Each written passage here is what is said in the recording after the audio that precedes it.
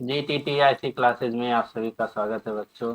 आज हम लोग पढ़ेंगे प्रकाश के बारे में। प्रकाश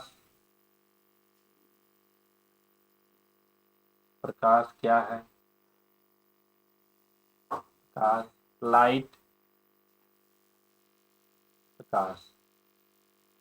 प्रकाश एक प्रकार की ऊर्जा है जो हमारे दृष्टि ज्ञान को जागृत करती है। प्रकाश एक प्रकार की ऊर्जा है जो हमारे दृष्टि ज्ञान को जागृत करती है। ये स्वयं दिखाई नहीं देती, लेकिन वस्तुओं को देखने में सहायता करती है। प्रकाश के कुछ गुण हैं। प्रकाश के गुण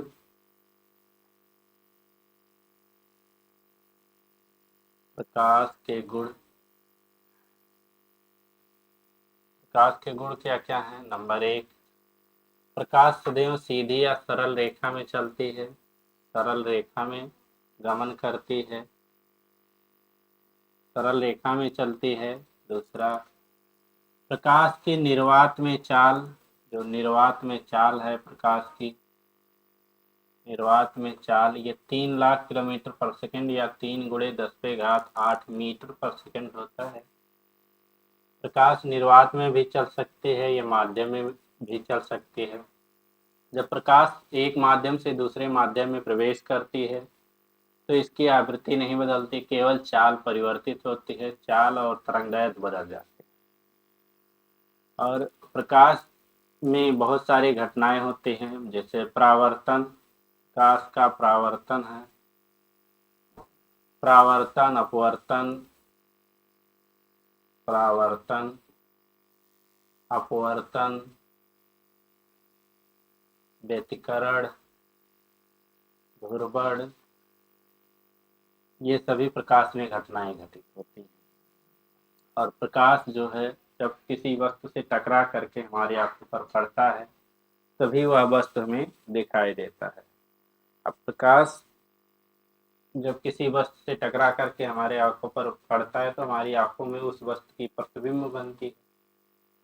तो बात करते हैं प्रतिबिंब की। प्रतिबिंब क्या होता है? प्रतिबिंब प्रतिबिंब वस्तु से, जब किसी वस्तु से प्रकाश चलती है या टकरा करके वापस आती है तो वो जिस बिंदु पर मिलती है उस बिंदु पर उस वस्तु का प्रतिबिंब बनता है।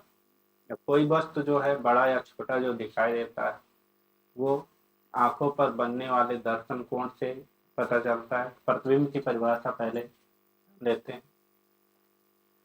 प्रतिबिंब जब प्रकाश से चलने वाली कोई किरण, प्रकाश से जब कोई किरण चलती है तो वह परावर्तन या अपवर्तन के पश्चात जिस बिंदु पर मिलती है या मिलती हुई प्रतीत होती है उस बिंदु पर उस बिंदु को उस वस्तु का प्रतिबिंब कहते हैं।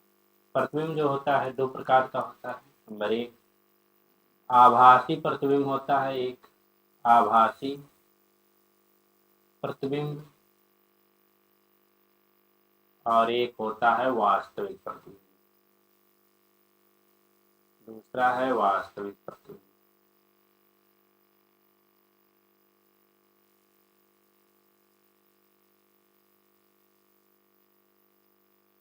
आभासी प्रतिबिंब क्या होता है? किसी वस्तु से चलने वाली प्रकाश की किरणें परावर्तन या अपवर्तन के पश्चात जिस बिंदु पर मिलती हुई प्रतीत होती हैं, मिलती हुई प्रतीत होती हैं, मिलती हुई प्रतीत होती है, उस बिंदु को उस वस्तु का आभासी प्रतिबिंब कहते हैं। आभासी प्रतिबिंब को कैमरे में कैप्चर किया जा सकता है, इसे पर्दे पर लिया नहीं, पर्दे पर नहीं दिखाया जा सकता। जो वास्तविक प्रतिबिंब होते हैं, वस्तु से चलने वाली प्रकाश की किरणें जिस बिंदु पर वास्तव में मिलती हैं, इसमें वास्तव में मिलती हैं, जिस बिंदु पर वास्तव में मिलती हैं उस बिंदु को उस वस्तु का वास्तविक प्रतिबिंब कहते हैं।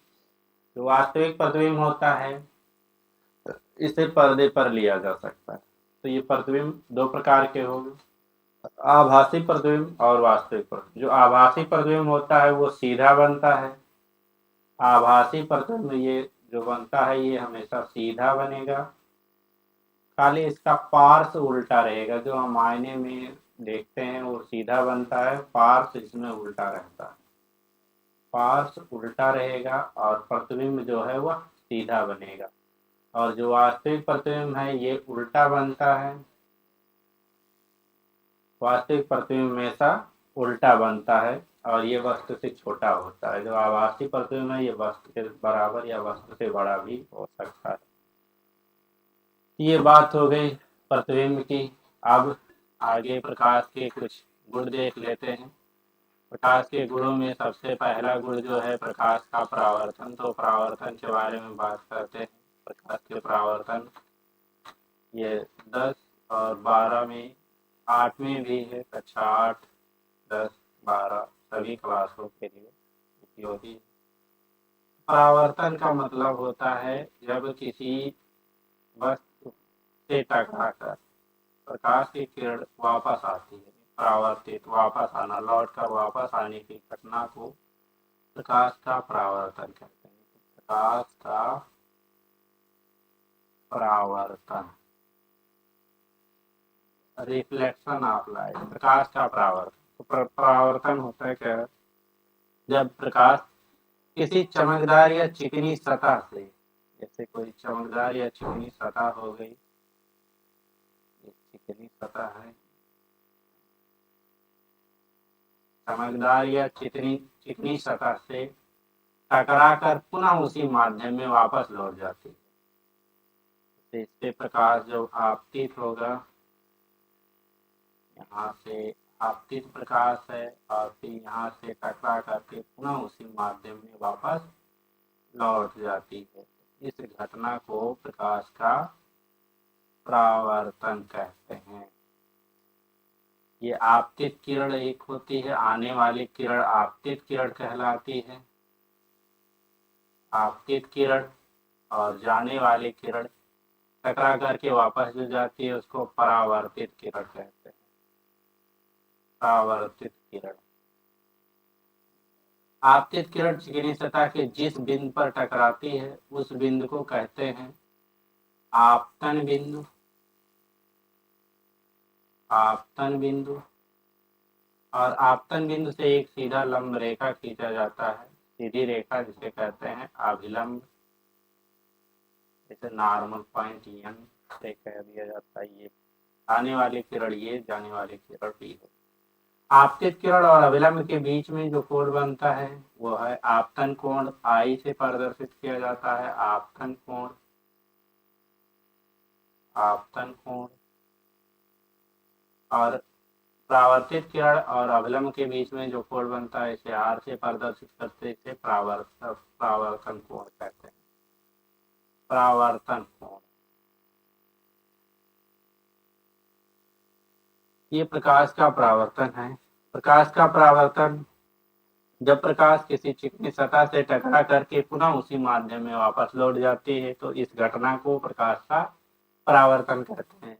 परावर्तन की घटना ध्वनि में भी होती है। ध्वनि टकरा करके भी वापस आती है, जो सुनाई देती है उसे प्रतिध्वनि कहते हैं। इसमें जो प्रकाश का परावर्तन होता है परावर्तित प्रकाश कहते हैं। इसमें आपतन कोण होता है, परावर्तन कोण होता है, उसमें भी इसी तरह से ध्वनि में भी परावर्तन की घटना होती है। प्रकाश में होती है तो ध्वनि में होती है। इसके दो नियम हैं। नियम, पहला जो नियम है, पहला नियम यह कहता है कि आपतित किरण, आपतित किरण, आपतित किरण, परावर्तित किरण,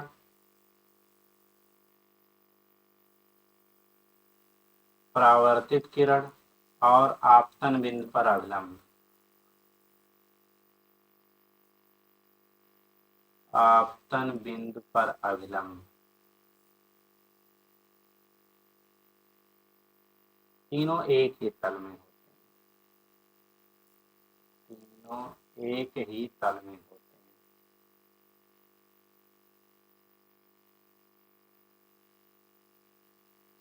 दूसरा जो है नियम कहता है, दूसरा नियम इसका है आपतन कोण परावर्तन कोण के सदैव बराबर, यानी परावर्तन कोण जो है ये आपतन कोण के सदैव बराबर होता है।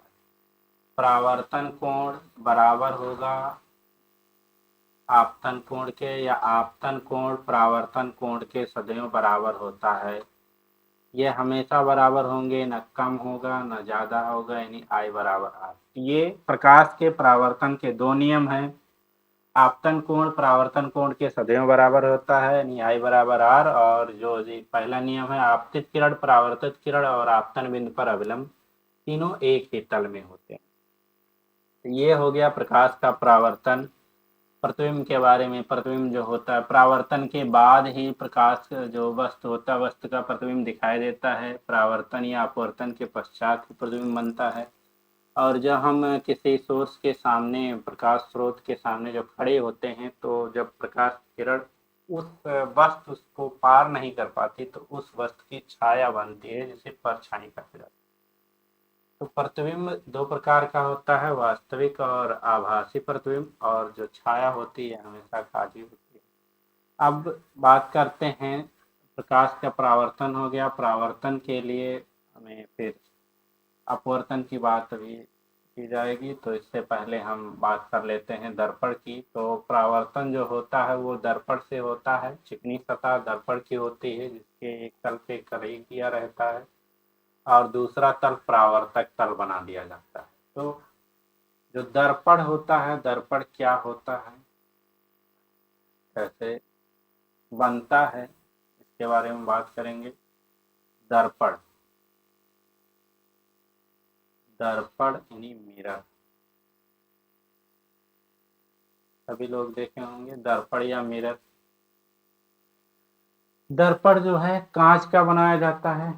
किसी कांच के टुकड़े के एक भाग पर कलई कर दी जाती है। कलई जो है चाहे सिल्वर आयोडाइड का कर दे या फिर पेंट लगा करके उसका दूसरा तल परावर्तक तल बना दिया जाता है। एक भाग पे कलई कर देंगे और दूसरे तल को परावर्तक तल बना देंगे, तो वो जो बनता है वो दर्पण कहलाता है। और जो ऐसे प्लेन में रहता है, जो कलई नहीं किया होता है, उसे शीशा कहते हैं। वो जो है उसके आर पार देखा जा सकता है, कांच का टुकड़ा उसे कांच कहा जाता है। और एक दर्पण यानी शीशा होता है। तो दर्पण जो होता है इसके एक भाग पे कलई की हुई रहती है, दूसरा भाग परावर्तक तल रहता है। तो दर्पण जो होता है दो प्रकार का होता है। नंबर एक जो होता है ये समतल दर्पण होता है, समतल दर्पण, प्लेन मिरर। और दूसरा जो होता है गोलीय दर्पण,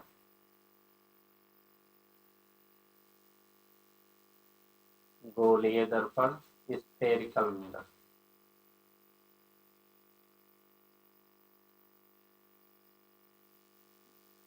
पहले बात करते हैं समतल दर्पण की। जो समतल दर्पण होता है,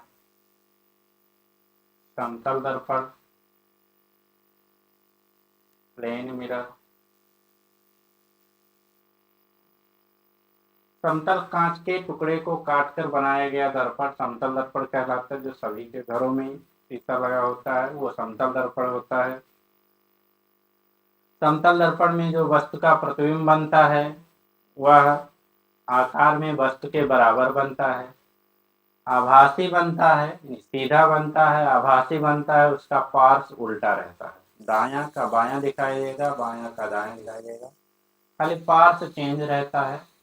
प्रतिबिंब वस्तु के बराबर बनता है और जो है हमेशा सीधा बनता है। तो जो आभासी प्रतिबिंब के बारे में हमने बताया था, जो दर्पण में प्रतिबिंब बनता है वो आभासी प्रतिबिंब बनता है समतल दर्पण में।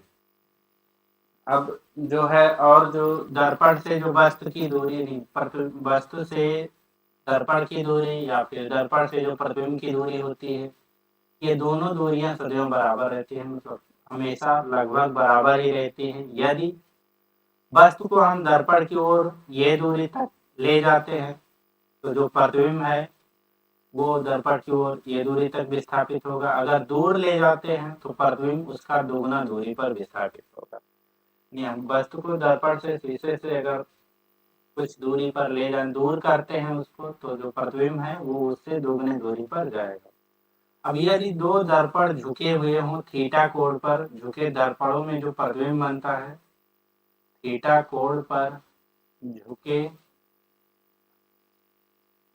दर्पणों में बने प्रतिबिंबों की संख्या जो निकाल ली जाती है, इसके लिए फार्मूला है।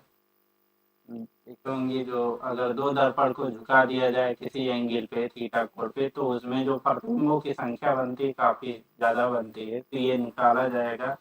ये फार्मूला है n बराबर 360/थीटा फिर -1। ये कब होगा? जब 360/थीटा सम होगा। अगर 360/थीटा सम है तो ऐसे करके निकाल सकते हैं। और यदि ये 360/थीटा एक है, ये होगा जब 360/थीटा ये विषम हो।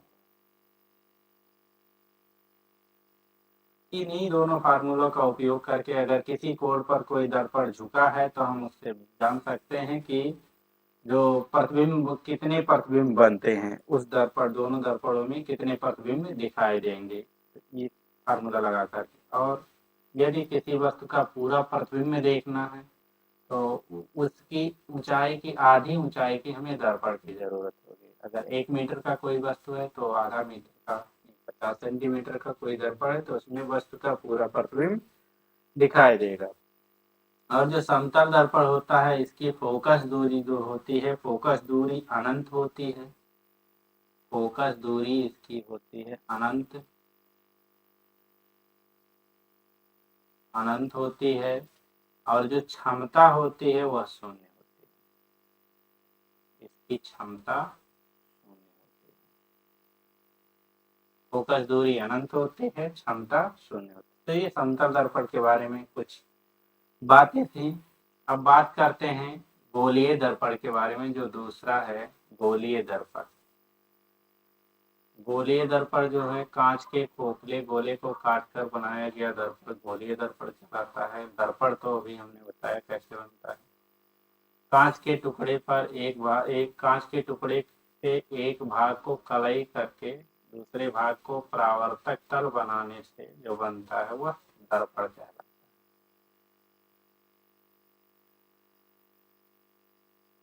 दर्पण दो प्रकार के होते हैं, समतल दर्पण और गोलीय दर्पण। तो आगे देखते हैं गोलीय दर्पण जो दूसरा है। गोलीय दर्पण स्फेरिकल मिरर।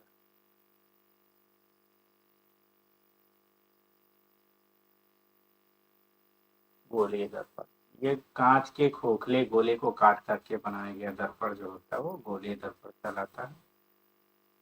जैसे कांच का कोई खोखला गोला ले लें, ऐसे एक, ऐसे दो। अब इसके दो दर्पण बनते हैं, एक अवतल दर्पण बनेगा और एक उत्तल दर्पण। तो जो अवतल दर्पण होता है, मान लिया इतना भाग काट दिया, इसके जब बाहरी तल पे कलई कर दी जाएगी तो अंदर वाला तल परावर्तक तल बन जाएगा। तो ये जब अंदर वाला तल यानी दबा हुआ तल, अवतल का मतलब दबा हुआ तल जिसका परावर्तक तल हो, उसे अवतल दर्पण कहते हैं। और ऐसे फिर दूसरे कांच के टुकड़े को काट करके जब अंदर वाला तल कलई कर दिया जाएगा तो उभरा हुआ तल परावर्तक तल होगा। तो जिसका उभरा हुआ तल परावर्तक तल होगा उसे उत्तल दर्पण कहेंगे। जिसका दबा हुआ तल यानी अंदर वाला तल परावर्तक तल रहेगा वह अवतल दर्पण होगा। और जिसका बाहर वाला तल यानी उभरा हुआ तल परावर्तक तल होगा वह उत्तल दर्पण होगा। तो ये दो प्रकार के दर्पण होते हैं, अवतल दर्पण और उत्तल दर्पण।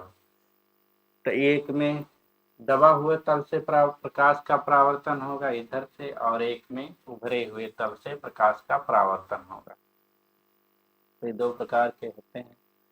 अब इसमें कुछ इसकी परिभाषाएं हैं, गोलीय दर्पण से संबंधित कुछ परिभाषाएं हैं। जैसे एक है ध्रुव है, और वक्रता केंद्र है, फोकस दूरी है, तो ये इसके लिए यहाँ पर मिटा करके फिर से बना दें दूसरा अवतल और उत्तल दर्पण। जो ये गोलीय दर्पण होता है ये दो प्रकार का होता है, अवतल दर्पण और उत्तल दर्पण। तो यहाँ से बना देते हैं।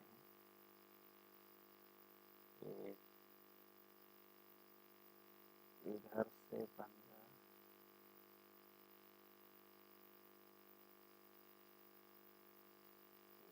उत्तल दर्पण हो गया, हो जाएगा ये अवतल दर्पण, ये अवतल दर्पण हो गया और ये हो गया ये उत्तल दर्पण। अवतल है, ये उत्तल है।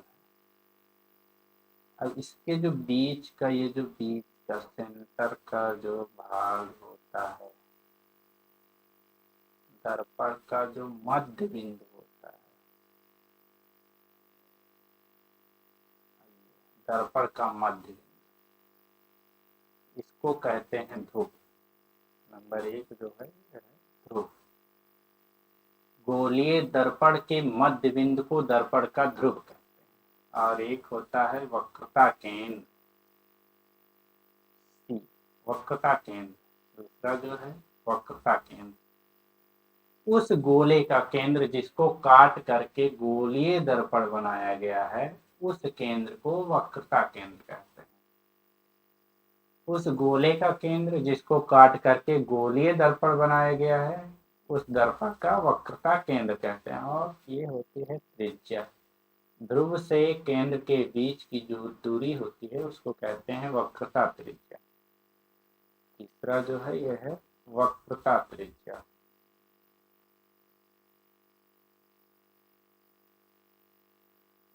ध्रुव हो गया, वक्रता त्रिज्या हो गई, वक्रता केंद्र हो गया। चौथा पॉइंट जो आता है वो है फोकस। पहले मुख्य अक्ष जान लेते हैं। मुख्य अक्ष, तो दर्पण के ध्रुव और वक्रता केंद्र को मिलाने वाली रेखा मुख्य अक्ष कहलाती है। ध्रुव और वक्रता केंद्र से होकर जाने वाली रेखा मुख्य अक्ष, दर्पण का मुख्य अक्ष कहलाती है। अब बात आती है फोकस की। पांचवा मुख्य फोकस। मुख्य फोकस दोनों में अलग अलग होता है फोकस। ये मुख्य अक्ष के समांतर आने वाले प्रकाश की किरणें, मुख्य अक्ष के समांतर आने वाले प्रकाश की किरणें दर्पण से परावर्तन के पश्चात,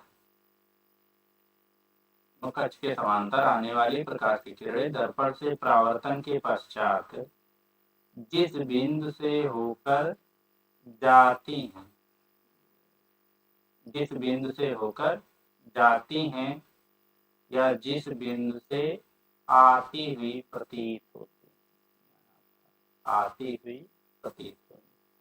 अवतल दर्पण में फोकस से होकर जाएंगी और उत्तल दर्पण में वहां से आती हुई प्रतीत होंगी। तो जिस बिंदु से परावर्तन के पश्चात जिस बिंदु से होकर जाती हैं या जिस बिंदु से होकर आती हुई प्रतीत होती हैं, उस बिंदु को उसका फोकस कहते हैं। अब बात करते हैं फोकस दूरी की। जो फोकस दूरी होती है ये ध्रुव और वक्रता केंद्र के बीच की दूरी को फोकस दूरी कहते हैं। फोकस दूरी को जब से प्रदर्शित करते हैं ये वक्रता त्रिज्या की आधी भी होती है। फोकस दूरी वक्रता त्रिज्या की आधी भी होती, आधी होती है फोकस दूरी वक्रता त्रिज्या बराबर r/। ये गोलीय दर्पण से संबंधित कुछ परिभाषाएं हैं। अब इससे जो प्रतिबिंब बनने के कुछ नियम, 3 नियम है प्रतिबिंब बनने के। तीनों नियमों के बारे में जान लेते हैं। 3 नियम है प्रतिबिंब बनने के। ठीक है, तो प्रतिबिंब बनने के नियम अगले वीडियो में देखेंगे। तो आज के लिए बस इतना ही। समझ में आया तो चैनल को लाइक करें, सब्सक्राइब करें और अपने दोस्तों में शेयर करें।